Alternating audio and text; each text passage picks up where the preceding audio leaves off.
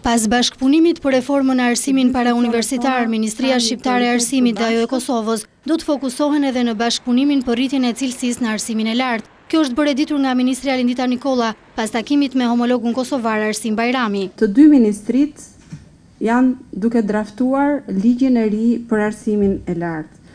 Ndaj është një sfidë e përbashkët që do të mundsoj integrimin e hapësirave tona të arsimit lartë, mobilitetin e studentëve, cilësi më të mirë në universitetet tona publike dhe private, por njëherësh edhe të integruar kjo me perspektivën tonë të integrimit europian. Ministri kosovar vlerësoi debatin e hapur në Shqipëri dhe Kosovë për ligjin e ri të arsimit të lartë dhe vuri theksin tek autonomia e universiteteve dhe vendosja e sistemeve të përhershme të monitorimit për cilësinë e tyre.